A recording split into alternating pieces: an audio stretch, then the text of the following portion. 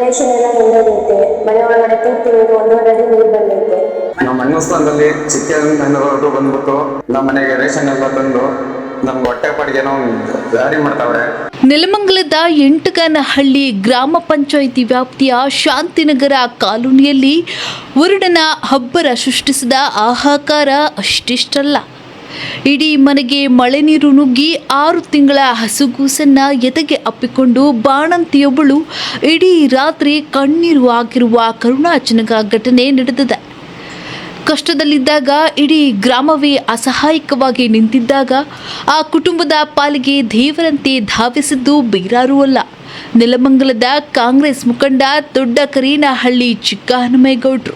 ಶಾಸಕ ಎನ್ ಶ್ರೀನಿವಾಸ್ ಅವರ ಮಾರ್ಗದರ್ಶನದಲ್ಲಿ ತಕ್ಷಣವೇ ಸ್ಪಂದಿಸಿದ ಚಿಕ್ಕಹನುಮೇಗೌಡರು ಆ ಬಡ ಕುಟುಂಬದ ಕಣ್ಣೀರು ಒರೆಸುವ ಮೂಲಕ ತಾವು ಕೇವಲ ನಾಯಕರಲ್ಲ, ಜನರ ಪಾಲಿನ ಆಪದ್ಬಾಂಧವ ಎಂಬುದನ್ನು ಮತ್ತೊಮ್ಮೆ ಸಾಬೀತುಪಡಿಸಿದ್ದಾರೆ.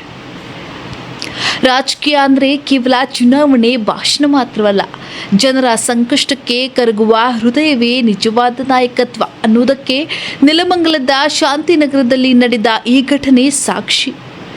ಶುಕ್ರವಾರ ರಾತ್ರಿ ಸುರಿದ ಭಾರೀ ಮಳೆಗೆ ನವೀನ್ ಹಾಗೂ ತೇಜಸ್ವಿನಿ ದಂಪತಿಯ ಬದುಕು ಬೀದಿಗೆ ಬಿದ್ದಿತ್ತು.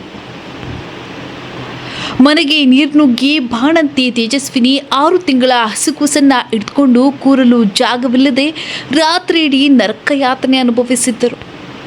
ಬೆಳಗ್ಗೆ ಈ ಹೃದಯ ವಿದ್ರಾವಕ ಸುದ್ದಿ ತಿಳಿಯುತ್ತಿದ್ದಂತೆಯೇ ಕರಗುವ ಮನಸ್ಸಿನ ಮುಖಂಡ ಚಿಕ್ಕಹನುಮೇಗೌಡರು ಒಂದು ಕ್ಷಣವೂ ತಡಮಾಡದೆ ಸ್ಥಳಕ್ಕೆ ದೌಡಾಯಿಸಿ ಆಶ್ರಯ ಕಳೆದುಕೊಂಡು ಕಣ್ಣೀರು ಹಾಕ್ತಿದ್ದ ಬಾಣಂತಿಗೆ ನಾನಿದ್ದೇನಮ್ಮ, ಧೈರ್ಯವಾಗಿರು ಎಂದು ಹಾಸರಿಯಾದರು.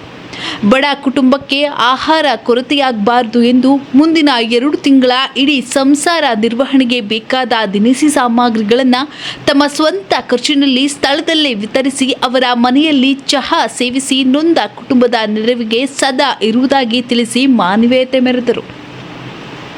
ನೆಲಮಂಗಲ ಕ್ಷೇತ್ರದ ಜನಪ್ರಿಯ ಶಾಸಕರಾದ ಎನ್ ಶ್ರೀನಿವಾಸ್ ಅವರ ವಿಶೇಷ ಸಹಕಾರ ಮತ್ತು ಮಾರ್ಗದರ್ಶನದಲ್ಲಿ ಚಿಕ್ಕಹನುಮೇಗೌಡರು ನಡೆಸಿರುವ ಈ ಸೇವಾ ಕಾರ್ಯ ಇಡೀ ತಾಲೂಕಿನಾದ್ಯಂತ ಮೆಚ್ಚುಗೆಗೆ ಪಾತ್ರವಾಗಿದ್ದು, ಅಧಿಕಾರ ಇರಲಿ ಇಲ್ಲದಿರಲಿ ಜನರ ಕಷ್ಟಕ್ಕೆ ಮೊದಲು ಧಾವಿಸುವ ಚಿಕ್ಕಹನುಮೇಗೌಡರ ಈ ಗುಣವೇ ಅವರನ್ನು ನಿಜವಾದ ಜನಸಾಮಾನ್ಯರ ನೆಚ್ಚಿನ ನಾಯಕ ಎಂಬುದನ್ನು ಸಾಬೀತು ಮಾಡಿತು.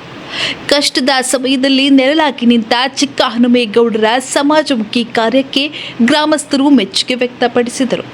ಈ ಸಂದರ್ಭದಲ್ಲಿ ಗ್ರಾಮದ ಪ್ರಮುಖ ಮುಖಂಡರಾದ ತುಳಸಿರಾಮ್, ನವೀನ್ ಕುಮಾರ್, ಚಿಕ್ಕಣ್ಣ ಸೇರಿದಂತೆ ಹಲವರು ಉಪಸ್ಥಿತರಿದ್ದು ನಾಯಕನ ಜನಪರ ಕಾಳಜಿಗೆ ಸಾಕ್ಷಿಯಾದರು.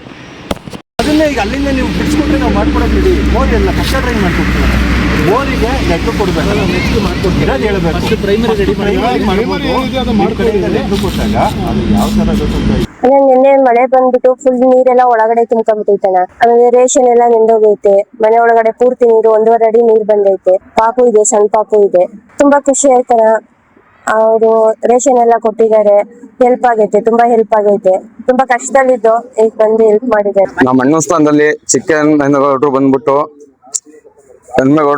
ನಮ್ಮ ಮನೆಗೆ ನಿಂತ್ಕೊಂಡು ನಮ್ಗೆಲ್ಲ ನಮ್ಮ ಮನೆಗೆ ಕೂತ್ಕೊಂಡು ಟೀ ಎಲ್ಲ ಕುಡಿದ್ಬಿಟ್ಟು ಅಣ್ಣಸ್ಥಾನದಾಗೆ ನಂಗೆ ಸಾಂತ್ವನ ಹೇಳವ್ರೆ. ಸಾಂತ್ವನ ಹೇಳಿರೋದಕ್ಕೆ ನನ್ಗೂ ಒಂದು ಸ್ವಲ್ಪ ಖುಷಿ ಆಗ್ತಾ ಇದೆ. ಅವ್ರು ಬಂದಿದ್ದು ತುಂಬ ಖುಷಿ ಆಯ್ತು. ನಮ್ಮ ಮನೆಗೆ ರೇಷನ್ ಎಲ್ಲ ತಂದು ನಮ್ಗೆ ಹೊಟ್ಟೆ ಪಾಡಿಗೆನೋ ಒಂದು ದಾರಿ ಮಾಡ್ತಾವ್ರೆ. ನನ್ಗೊಂದು 6 ತಿಂಗಳು ಮಗ ಇದೆ. ನಾನು ಅದನ್ನ ಎತ್ಕೊಂಡು ನಿಂತ್ಕೊಂಡಿರ್ತೆ.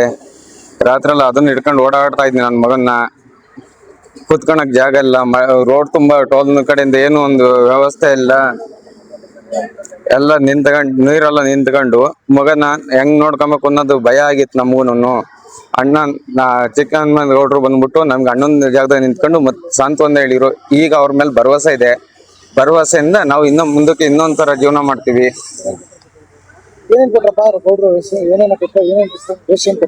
ರೇಷನ್ ಕೊಟ್ಟಿದ್ದಾರೆ, ಅದು ಅಕ್ಕಿ ಕೊಟ್ಟಿದ್ದಾರೆ, ಬೇಳೆ ಕೊಟ್ಟಿದ್ದಾರೆ, ಎಣ್ಣೆ ಕೊಟ್ಟಿದ್ದಾರೆ, ಎಲ್ಲಾನು ಕೊಟ್ಟಿದ್ದಾರೆ. ನಾವು ಈಗ ಒಟ್ಟಿಗೆ ಏನ್ ತಿಂತೀವಾಗ ಅದನ್ನೆಲ್ಲ ಕೊಟ್ಟವ್ರೆ.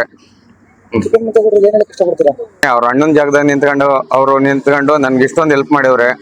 ಅವರಿಗೆ ತುಂಬ ಹೃದಯದಿಂದ ಧನ್ಯವಾದಗಳು ಹೇಳ್ಕೊಡ್ತೀನಿ. ಧನ್ಯವಾದ.